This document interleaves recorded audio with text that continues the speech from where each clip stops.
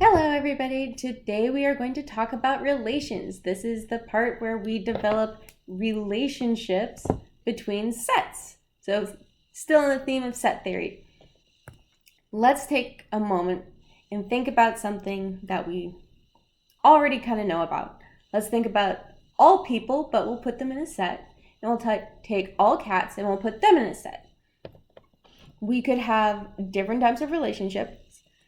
One particular type of relationship, like the default one that comes to mind for me, is person A owns cat B. Or though I guess some people might say that the person belongs to the cat. We'll go with the person belongs to the cat. Okay. So obviously not every pair of person and cat is going to be in this relation. Examples that would be in this relation are my friend Cat with a K and her cat Ellie. So they would belong in here. Nico and Maki have been adopted, and they were adopted by a sweet girl whose name starts with L. I am not going to attempt to pronounce her name because I can't.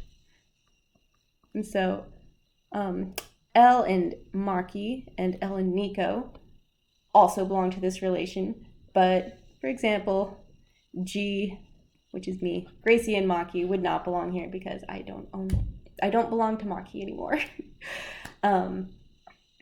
Other types of relationships, maybe we could have like a set of all adults and a set of all kids. And relationships would be like A is B's mom. So that would be one relationship. Maybe we could just simply broaden the scope to A and B are family. So that lets things like uncles and nieces and those sorts of relationships, or even grandparents, and maybe let's leave the world of family. Maybe you've got A is B's teacher.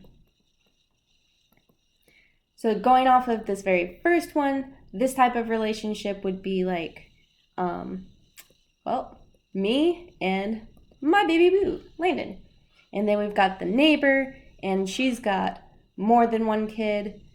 Her name starts with an L, and then we've got one kid, and then she's got another kiddo and another kiddo. The woman is a saint. So these are all examples that would belong to there, but something that would not be in there is I am not Jay's mom. I'm only Landon's mom. Okay.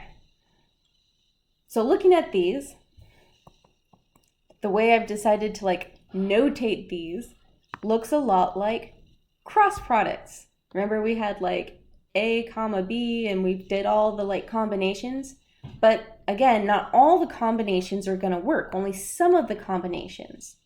So that brings us to our definition of relation. We say that R is a relation between two sets A and B if R is some sort of subset of the cross product of A and B. And then we would denote this, we would say A comma B is an R, and you could say that R is related to B, or you could write it ARB. Lots of different ways to talk about it. So let's jump in, let's define a couple of possible relations between this first set A and this set B. I'm going to say that this first relation is going to be R1, and I'm going to do like 1, 2, and 1, 6, and then 2 and 4, and 3 and 8. Let's see, in the last lecture that I did, we did all the combinations because we did the cross product of these two particular sets actually. You'll notice that R1 is not as big as the cross product of all of A and all of B. It just has a couple of those elements, and that is what a relation is. Now, you do not have to have all of the sets or all of the elements from each set. So like I used one and I used 2, and I used 3, but I don't have to use all of the sets from A when I define my relation. So for instance, we could use like 1 and 4, and then we could do 1 and 6 again, and then we can do 2 and 4 again, and 2 and 6. So this did not use all of A or all of B, but this is also a relation because it is a subset of the original cross product. And then also notice that nothing in this definition for relation prohibits B from being equal to A. So I could do a relation between A and A. So this is going to be my relation from A to A example. And I'm going to call him R3. And let's do 1, 3, 2, 1, 3, 3. Okay. And then just in case it is not clear, again, sets are not necessarily just numbers. We can do anything. So we could have our sets C and D from last time, where C is tea, milk, and juice, and D is eggs and pancakes. And we can define the relation R4 maybe. And the first pair I'm going to go with is going to be tea and eggs, simply because tea and eggs are my favorite. I like both of them very much. And then the next one is going to be milk and pancakes. I'm pretty sure Landon would exist off milk and pancakes all day long if I would let him. All right, that is an example of another relation. We didn't use all of the elements in the set in this one either. So I left out, or in this one, I left out juice. So do we have special names to reference the elements that do get used? Yes, of course we do. So we call the elements in A that do get used for a relation the domain of R. And then the elements of B that are used for the relation are the range of R. So let's go through all the relations that we just did, and really quick, we're going to find the domain and range for each of these. So the domain is going to be all of these first elements right there. So that's 1, 2, and 3. But for this one, we did use all of A. And then the range is going to be all of the second entries. So that would be 2, 6, 4, 8. And I'm going to arrange them in order like that. And then that was all of B. But then relation 2 got a little bit more interesting. We did not use all of the elements of A. We only used 1 and 2. And then same thing for the range, we only used 4 and 6. And then for relation number 3, we used 1, 2, and 3 for the domain. So that was all of A. And then we had the range. It was just, was that 3, 1, 3. So just 1 and 3. And then for R4, we have tea and milk, but no juice. And then the range was eggs and pancakes, which was all of D.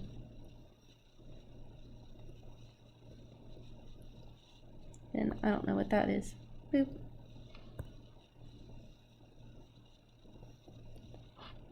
There you go. Okay. Not too bad. I know you guys have experience using functions from like all over the place. Same idea. Domain is what goes in, range is what comes out. Next thing that we're going to talk about is the identity relation. Right here. The identity relation is this relation here where you just map X to itself. So like if you did 1 to 2 and then also 1 to 1, you would have a 1 and a 2 in there, and so that wouldn't count as the identity relation because it had too much stuff in it.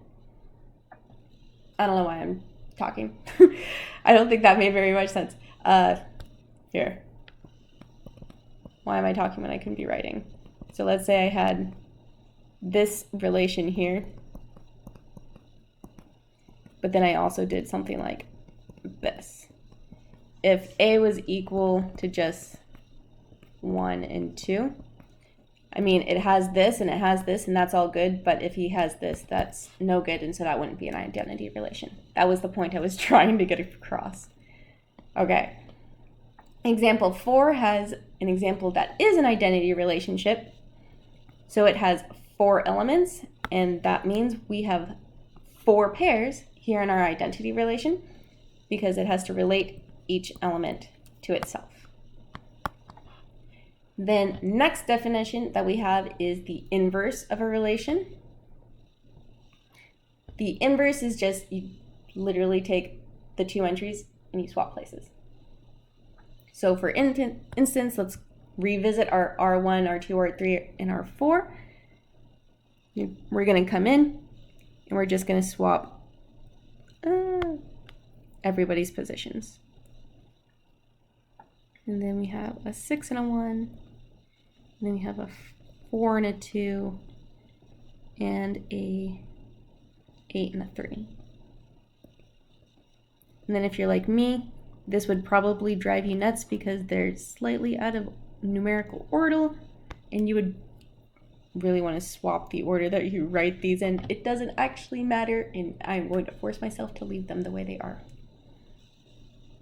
So the inverse of R2, once again, we go through and we swap the order of everybody. So I did that one, and I'm going to do that one next so that they can be in order this time. And then now let's do that one. That's going to be a 6-1, and that one, 6-2.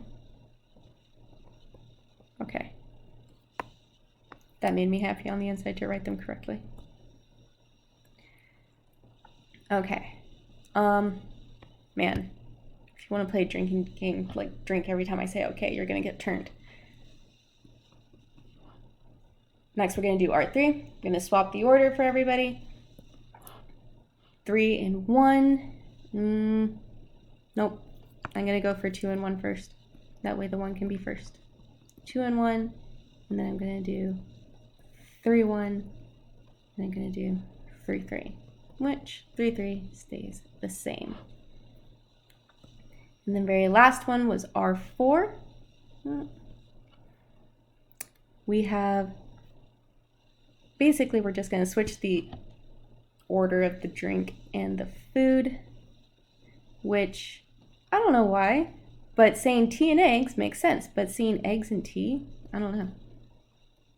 Makes me kind of like question my life decisions.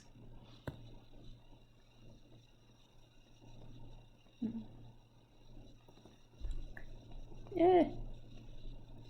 There we go. We'll call it good enough. I think you guys understand inverse at this point. Okay. There you go. I said it again. Unsurprisingly, you might notice I didn't put this one in the example, but let's go ahead and do it. The inverse for IE. If we swap the order of everybody, you just get the same thing. So I think, unsurprisingly, the inverse is going to be equal to just the regular function.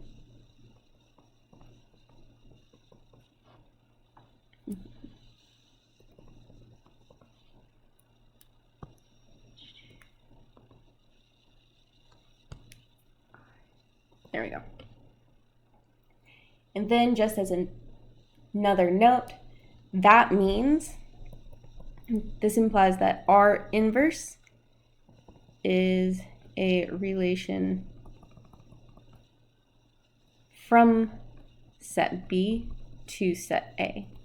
So it does the exact backwards thing that R would normally do. Next thing I want to talk about is compositions of relations. So that means you've got more than one relation going from like, let's say you've got S is going between A and B, or no, R is going from A to B and S is going from B to C, and then we're going to put those relations together, kind of like composition of functions, maybe, ringing some bells. We've got the composite is AC, so you start with, I'm going to draw a picture real fast. So we've got A is getting paired with B using R, but B is being paired with C using S. And so we end up, when we put the two relations R and S together, you end up with A getting sent to C using S composed R, or S composite R. Let's take this for a run. Let's try it. I like to do it by writing out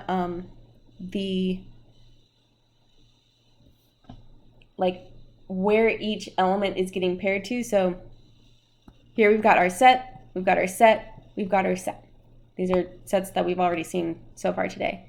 And then I'm going to use the R2 relation that I already used earlier, and then I'm going to define a new relation S so that we can finish this all off. And what we're going to do at this point is we're going to find the composition of S and R, which is an important piece of information. So the way I like to start these is I like to use drawings. Something that's akin to this makes your life so much easier when you have something to play with. So what that's going to look like is I'm going to start with my sets A, B, C, and I'm going to draw the relations going between the two of them. So here's my R relation. R says we're going to map 1 to 4 and 1 to 6. And then I have 2 is also going to map to 4, and 2 is also going to map to 6. And that is my relation R. Next, I'm going to do my relation S. So S is going to map 4 to 3 and 6 to heart. Okay. And now what we want to do is we want to find the composition of R and S, or S and R. And that means we're going to start here on this side and end here on this side, right? Because we have things A, where A was the first piece of R, and we're going to end up with C, where C is the last piece of S. Okay. So the way we're going to find the composition is, let's see, R, is you just start with the very first element and you figure out where he goes. So the very first pair that we're going to have in our relation for S composed with R is we're starting with 1, and then we just follow the trail. So we go to 4, that's where R is going to take us, and then 4 takes us to 3. So the first element in our relation is going to be 1, 3. And then after that, do it again, because 1 had 2 different places he could go, so I need to do starting at 1 again and follow this alternate route. So 1 could map to 6, and then 6 would map to heart. So then 1, heart would also be an element. And then that's it. That's it for 1. Okay. Next thing we want to do is we're going to look at the element 2.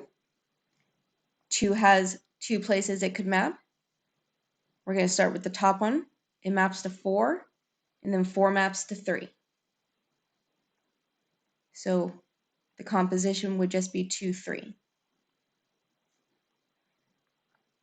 And then after that, let's do the other route. Oops, got rid of my 3. So we could do the route where we map to 6 first, and then 6 maps to heart. So then the next mapping is going to be 2, heart, or the next element. There we go. And then after that, that's all the mappings for 2. Now we look at 3. R doesn't send 3 anywhere, and so the composition can't send 3 anywhere. So we're done. Okay. And then hopefully that is like not too light to read. Does this make it better? It kind of makes it better. Color it in.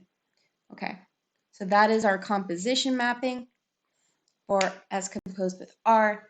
Hopefully this like kind of rings some familiarity bells, like when you do composition with functions, maybe a very long time ago. And that's because it's going to be very much like that. We are going to talk about composition again when we talk about functions later in the semester.